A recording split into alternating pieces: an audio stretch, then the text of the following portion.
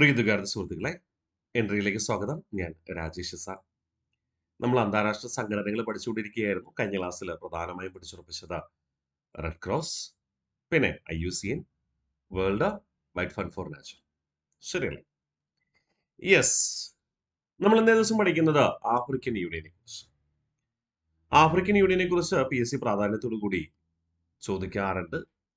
African union നിലവിൽ വന്നത് 1963 May മാസം 25-ാം തീയതി.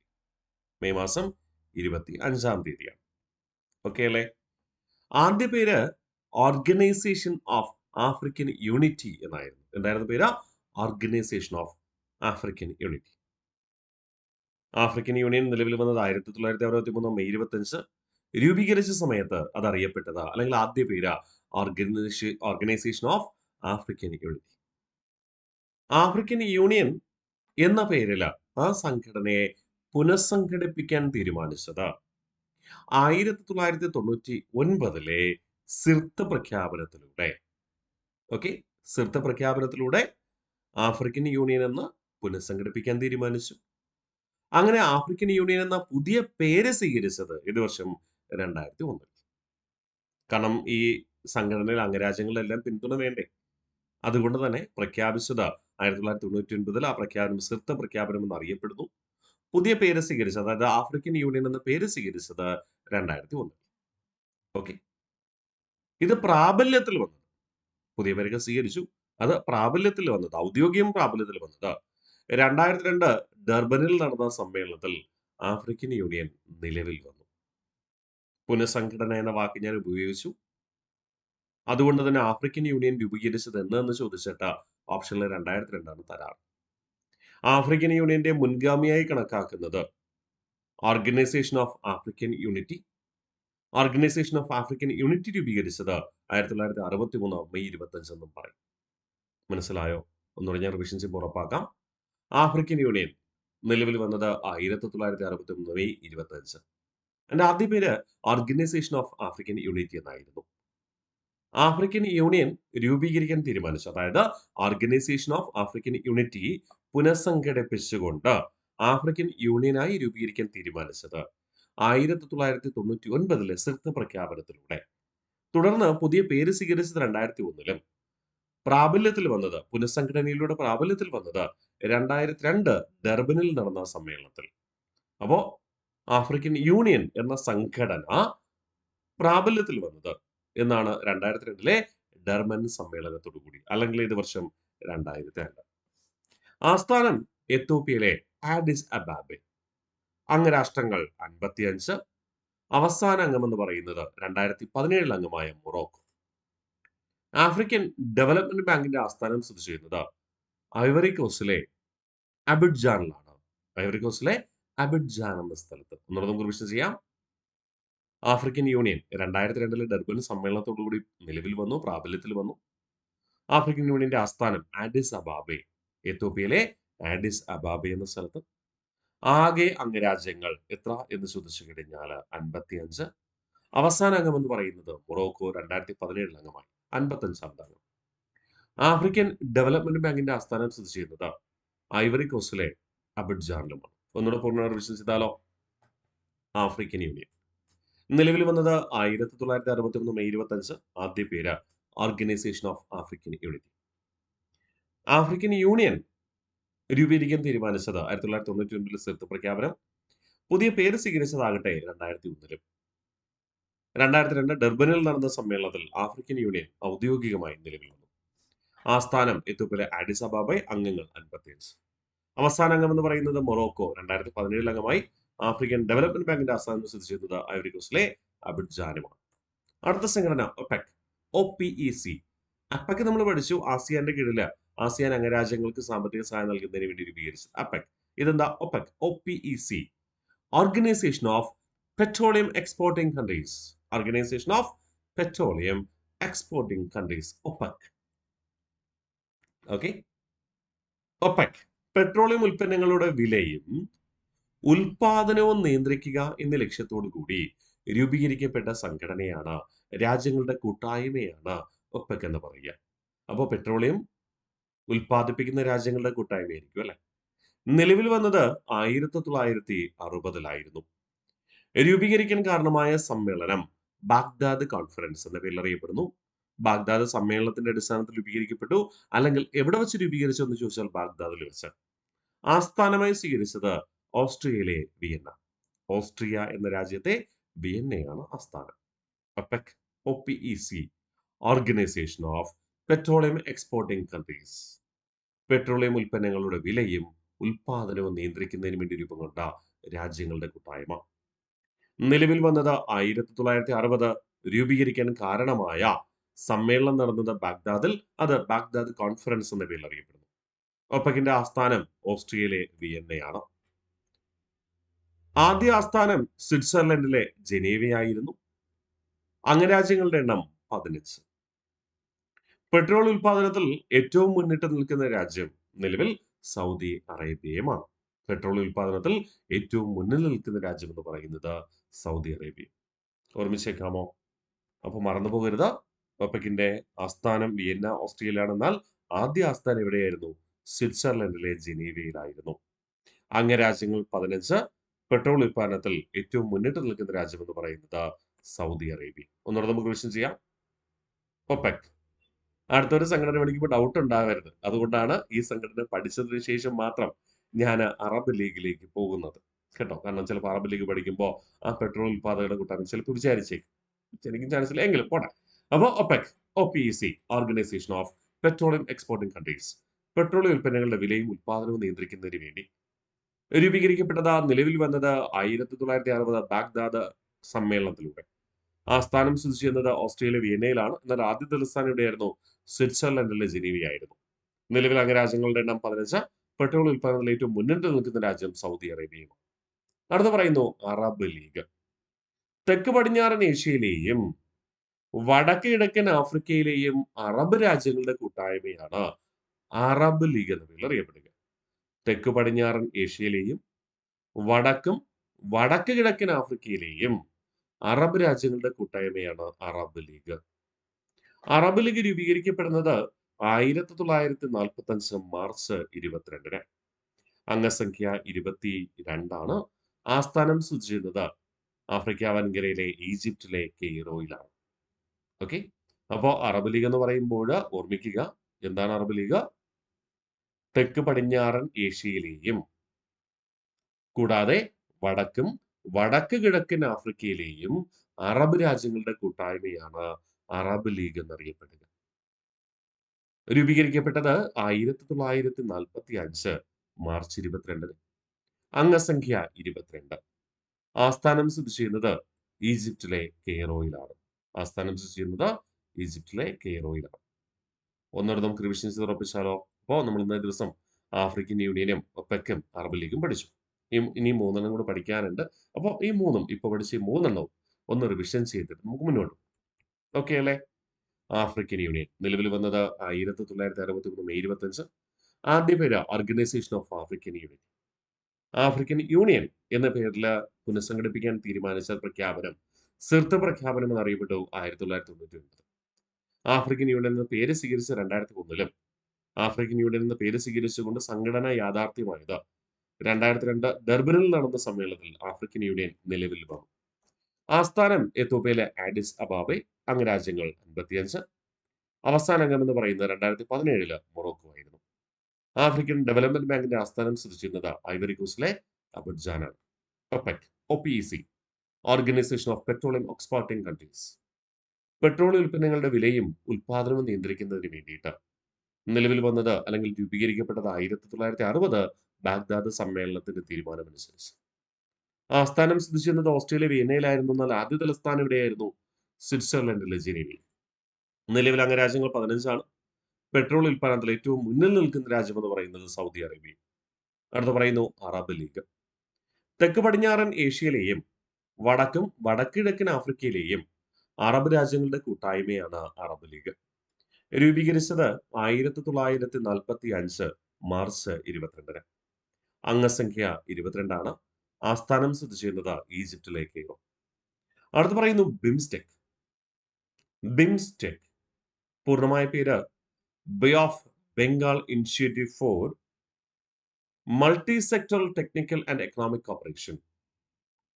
Bay of Bengal Initiative for Multi Sectoral Technical and Economic Cooperation. ചുരുക്കി ബിംസ്റ്റെക് എന്നാണ് നമ്മൾ വിളിക്കുക. Bay of Bengal Initiative Bay of Bengal Initiative എന്തിനു വേണ്ടിയിട്ടാ? For Multi Sectoral MS Technical and Economic Cooperation BIMSTEC രൂപീകരിച്ചത് 1997 ജൂൺ മാസം 6-ാം തീയതി. ഇതൊരു സാമ്പത്തിക സഹകരണ സംഘടനയാണ്. ആകെ 7 രാജ്യങ്ങൾ. ബേ ഓഫ് ബംഗാൾ എന്ന വാക്കുകൾ ഉള്ളത് കൊണ്ട് ബംഗാൾ ഉൾക്കടലുമായി ബന്ധപ്പെട്ട തീരമായിട്ടുള്ള രാജ്യങ്ങളായിരിക്കും. അപ്പൊ സ്വാഭാവികമായിട്ടും ബംഗാൾ ഉൾക്കടൽ തീരങ്ങളുടെ രാജ്യങ്ങൾ എന്ന് പറഞ്ഞു. ബംഗ്ലാദേശ് ഉണ്ട്, ഭൂട്ടാൻ ഉണ്ട്, ഇന്ത്യ ഉണ്ട്, അല്ലെ? പിന്നെ മ്യാൻമാർ ഉണ്ട്, നേപ്പാള് ആ പ്രദേശത്ത് അതിർത്തിയൊന്നുമില്ല, കടൽ തീരമൊന്നുമില്ല, എങ്കിലും ആ ഒരു ഭൂപ്രദേശവുമായി ബന്ധപ്പെട്ട് കിടക്കുന്നുണ്ട്. നേപ്പാൾ ഉണ്ട്, പിന്നെ ദ്വീപസമൂഹമായ ശ്രീലങ്കയുണ്ട്, പിന്നെ തായ്ലൻഡ് ഉണ്ട്. നേപ്പാൾ കടൽ തീരമൊന്നുമില്ല, എങ്കിലും നേപ്പാളിന് സംഘടനയിൽ അംഗമാണ് കേട്ടോ. അപ്പോ ആകെ ബിംസ്റ്റെക്കിൽ ആകെ 7 അംഗങ്ങൾ. ആസ്ഥാനം സ്ഥിതി ചെയ്യുന്നത് ധാക്കയിലാണ്, ബംഗ്ലാദേശിലെ ധാക്ക. 6-ാമത് സമ്മേളനം 2025 തായ്ലൻഡിലെ ബാങ്കോക്ക് എന്ന സ്ഥലത്ത് നടന്നു. തായ്ലൻഡിലെ ബാങ്കോക്കിലാണ് നടക്കുക. 6-ാമത് സമ്മേളനം തായ്ലൻഡിലെ ബാങ്കോക്കിലാണ് നടക്കുക. ഓക്കെ, അവിടെ നമുക്ക് പറഞ്ഞാലോ? ഒന്നുകൂടെ നമുക്ക് റിവിഷൻ ചെയ്യാം. ബിംസ്റ്റെക് പൂർണ്ണമായ പേര് Bay of Bengal Initiative for Multi Sectoral Technical and Economic Cooperation. Bay of Bengal Initiative for Multi Sectoral Technical and Economic corporation രൂപീകരിച്ചത് 1997 ജൂൺ മാസം 6-ാം തീയതി. സാമ്പത്തിക സഹകരണ സംഘടന. ആകെ 7 രാജ്യങ്ങൾ. Bangladesh, Bhutan, India, Myanmar, Sri Lanka, Nepal, Thailand. ആസ്ഥാനം സ്ഥിതി ചെയ്യുന്നത് ധാക്കയിലാണ്. 6-ാമത് സമ്മേളനം 2025 തായ്ലൻഡിലെ ബാങ്കോക്കിൽ വെച്ച് നടന്നു. ഓക്കെ അല്ലേ? അടുത്ത് പറയുന്നു ഷാങ്ഹായ് കോർപ്പറേഷൻ ഓർഗനൈസേഷൻ. അതിനെ ചുരുക്കിയെടുത്ത് എന്താ? SCO. Shanghai Corporation Organization. മൂക്കൽ പടച്ചുകൊണ്ട് പറയണ്ട കേട്ടോ. ഷാങ്ഹായ്. അപ്പൊ നമുക്ക് കറക്റ്റ് വാക്കണം. ഷാങ്ഹായ് കോർപ്പറേഷൻ ഓർഗനൈസേഷൻ SCO സ്ഥാപിതമായത് 2001 ഷാങ്ഹായ് എന്ന വാക്ക് കേൾക്കുമ്പോൾ തന്നെ അറിയാം ആസ്ഥാനം എവിടെ ആയിരിക്കും? ചൈനയിലായിരിക്കും അല്ലെ? ചൈനയിലെ ബീജിംഗ് ആണ് ആസ്ഥാനം. അംഗരാജ്യങ്ങൾ 10. അപ്പോ പ്രധാന അംഗരാജ്യം 1 ചൈനയായിരിക്കും അല്ലെ? China, Russia, India, Pakistan. China, Russia, India, Pakistan. 4 പഠിച്ചോ. China, Russia, India, Pakistan. ഇനി സ്ഥാൻ വെച്ചിട്ടുള്ള ഒരു 4 രാജ്യം നോക്കിയേ. Kazakhstan, Kyrgyzstan, Tajikistan, Uzbekistan. എന്തൊക്കെ? Kazakhstan, Kyrgyzstan, Tajikistan, Uzbekistan. Kazakhstan, Kyrgyzstan, Tajikistan, Uzbekistan. സെറ്റാണ്. Kazakhstan, Kyrgyzstan, Tajikistan, Uzbekistan. 4 പിന്നെ ഇറാനും ബെലാറസ് എന്ന് പറയുന്നത് പണ്ട് USSRലെ അംഗരാഷ്ട്രമായിരുന്നു.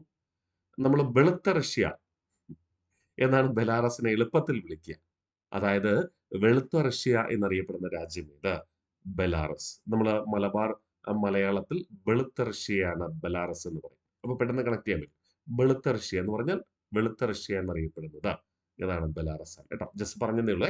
അപ്പോ ഷാങ്ഹായ് കോർപ്പറേഷൻ ഓർഗനൈസേഷൻ SCO സ്ഥാപിതമായത് 2001. ആസ്ഥാനം ബീജിംഗ് ആണ്. അംഗങ്ങൾ 10. China, Russia, India, Pakistan. 4 China, Russia, India, Pakistan. China, Russia, India, Pakistan. സെറ്റാണ്. പിന്നെ Kazakhstan, Kyrgyzstan, Tajikistan, Uzbekistan, Iran, Belarus. 12 simple ആയിട്ട് പഠിച്ചൂടെ? എന്തൊക്കെയാ? China, Russia, India, Pakistan, Kazakhstan, Kyrgyzstan, Tajikistan, Uzbekistan, ഇറാനും ബെലാറസ്. 2025 ഉച്ചകോടി നടന്നത് ചൈനയിലാണ്. 2026 ഉച്ചകോടി നടക്കുന്നത് കിർഗിസ്ഥാനില്. 2027 പാകിസ്ഥാൻ. 2025 ഉച്ചകോടി ചൈന. SCO ഷാങ്ഹായ് കോർപ്പറേഷന്റെ 2025 ഉച്ചകോടി ചൈനയില്, 2026 ഉച്ചകോടി കിർഗിസ്ഥാനില്, 2027 ഉച്ചകോടി പാകിസ്ഥാനിലും. സെറ്റാണ്. മറക്കില്ല എന്ന് കരുതിക്കോട്ടെ. ഒന്നുകൂടെ നമുക്ക് റിവിഷൻ ഉറപ്പിക്കാം. ഇപ്പൊ പഠിച്ച 2 സംഘടനകൾ BIMSTEC bay of Bengal Initiative for Multi Sectoral Technical and economic corporation രൂപീകരിച്ചത് 1997 ജൂൺ 6. സാമ്പത്തിക സഹകരണ സംഘടന.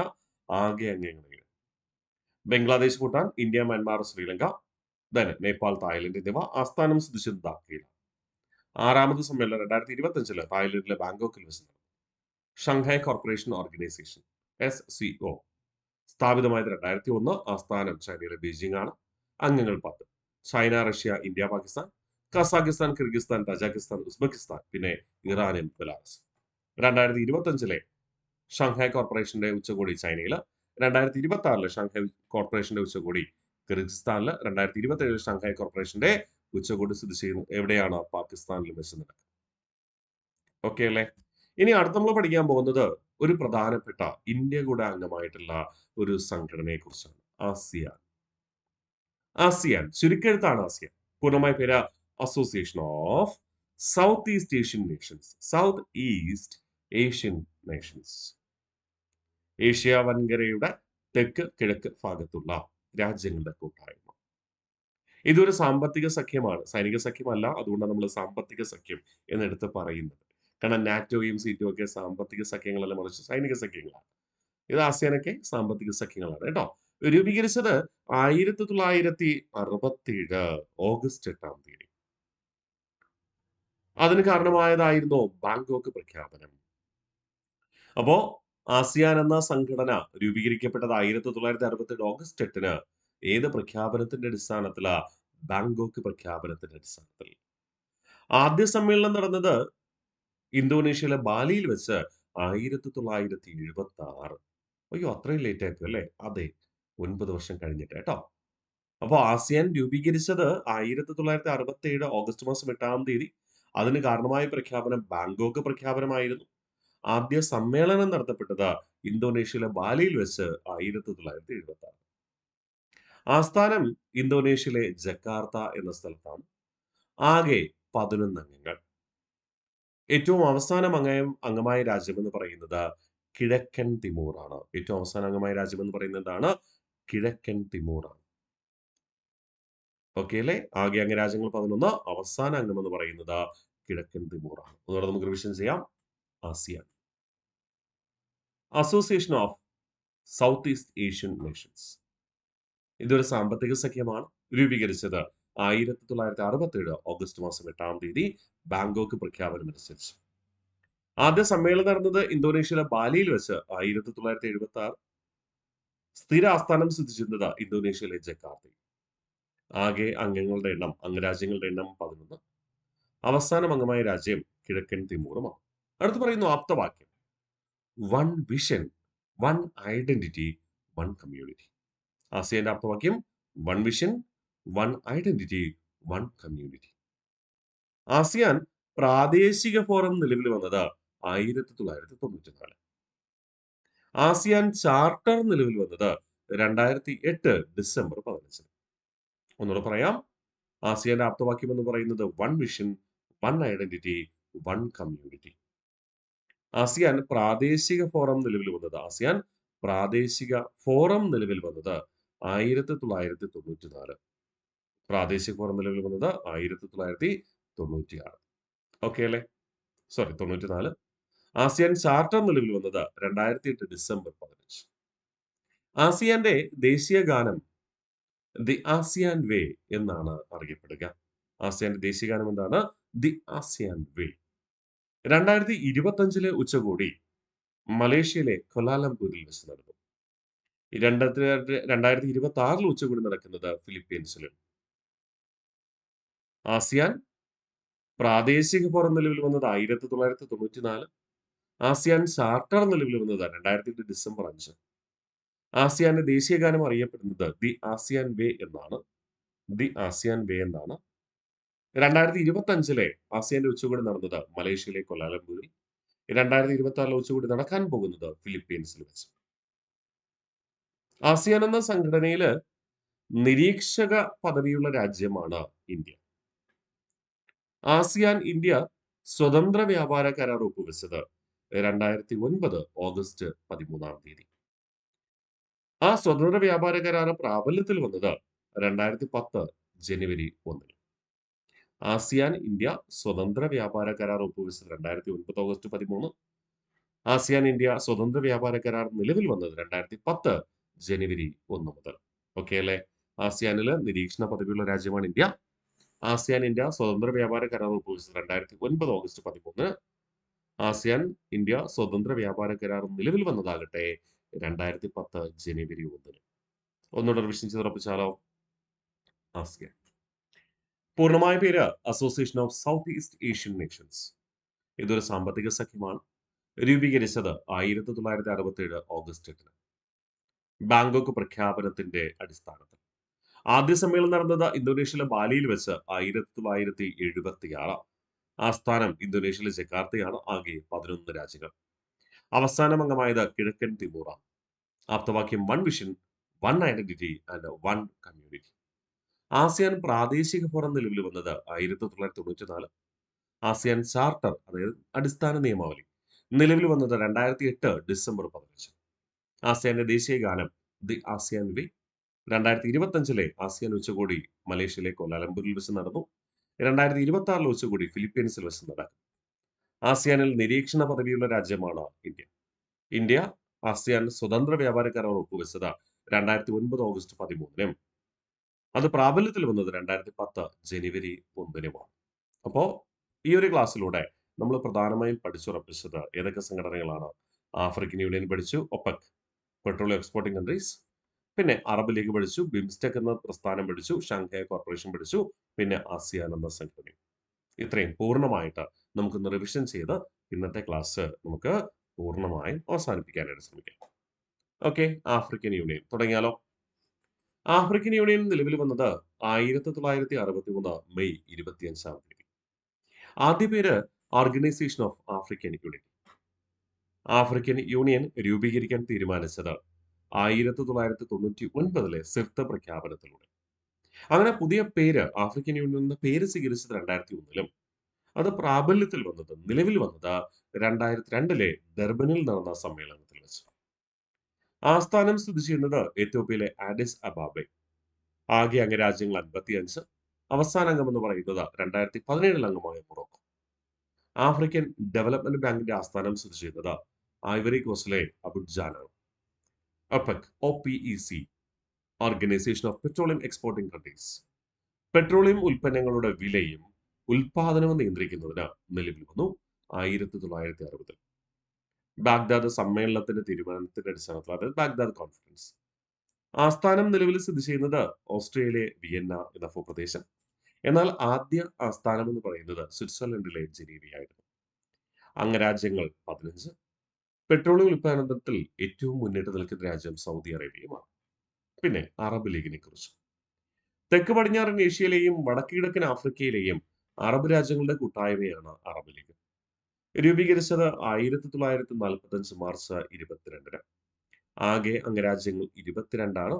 ആസ്ഥാനം സ്ഥിതി ചെയ്യുന്നത് ആഫ്രിക്ക വൻകരയിലെ ഈജിപ്തിലെ Cairo. BIMSTEC bay of Bengal Initiative for Multi Sectoral Technical and Economic corporation രൂപീകരിച്ചത് 1997 ജൂൺ 6. ഇതൊരു സാമ്പത്തിക സഹകരണ സംഘടനയാണ്. ആകെ അംഗരാജ്യങ്ങൾ 7. Bangladesh, Bhutan, India, Myanmar, Nepal, then Sri Lanka, Thailand എന്നിവ. ആസ്ഥാനം സ്ഥിതി ചെയ്യുന്നത് ധാക്കയിലാണ്. 6ാമത് സമ്മേളനം 2025 തായ്ലൻഡിലെ ബാങ്കോക്കിൽ വെച്ച് നടന്നു. അടുത്ത് പറയുന്നു ഷാങ്ഹായ് കോർപ്പറേഷൻ ഓർഗനൈസേഷൻ SCO. സ്ഥാപിതമായത് 2001. ആസ്ഥാനം ചൈനയിലെ ബീജിംഗ്. അംഗരാഷ്ട്രങ്ങൾ 10. China, Russia, India, Pakistan. China, Russia, India, Pakistan. Then Kazakhstan, Kyrgyzstan, Tajikistan, Uzbekistan, Iran, Belarus എന്നിവ. ബെലാറസ് ആണ് എന്നിവയിൽ അറിയപ്പെടുക. വെളുത്ത റഷ്യ എന്ന വിശേഷണമുള്ളത് ബെലാറസ്. 2025 ഉച്ചകോടി നടന്നത് ചൈനയിലാണ്. 2026 ഉച്ചകോടി നടക്കുന്നത് കിർഗിസ്ഥാനിലാണ്. 2022 ഉച്ചകോടി പാകിസ്ഥാനിൽ. അടുത്ത് പറയുന്നു Asiya association of South East Asian Nations. സാമ്പത്തിക സഖ്യമാണ്. ആസിയാൻ അംഗരാഷ്ട്രങ്ങളുടെ ബാങ്ക് എന്ന രീതിയിൽ ഒരു സാമ്പത്തിക ഉപസ്ഥാപനം എന്ന പേരിൽ അറിയപ്പെടുന്നത് അപെക് ആണ്. നമ്മൾ ആൾറെഡി പഠിച്ചു. ആസിയാൻ രൂപീകരിച്ചത് 1967 ഓഗസ്റ്റ് മാസം 8 കാരണമായത് ബാങ്കോക്ക് പ്രഖ്യാപനം. ആസിയാന്റെ ആദ്യത്തെ ഔദ്യോഗിക സമ്മേളനം നടന്നത് ഇന്തോനേഷ്യയിലെ ബാലിയിൽ വെച്ച് 1976. ആസിയാന്റെ ആസ്ഥാനം സ്ഥിതി ചെയ്യുന്നത് ഇന്തോനേഷ്യയിലെ ജക്കാർത്തയാണ്. ആസിയാനിലെ ആകെ അംഗരാഷ്ട്രങ്ങൾ 11. അവസാനം അംഗമായത് കിഴക്കൻ തിമൂറാണ്. ആപ്തവാക്യം one vision, one identity, one community. ASEAN പ്രാദേശിക ഫോറം നിലവിൽ വന്നത് 1994. ആസിയാൻ ചാർട്ടർ നിലവിൽ വന്നത് 2008 ഡിസംബർ 15. ആസിയാന്റെ ദേശീയ ഗാനം എന്ന് പറയുന്നത് ദി ആസിയാൻ വേ. 2025 ഉച്ചകോടി നടന്നത് മലേഷ്യയിലെ കോലാലംപൂരിലാണ്. 2026 ഉച്ചകോടി നടക്കുന്നത് ഫിലിപ്പീൻസിൽ.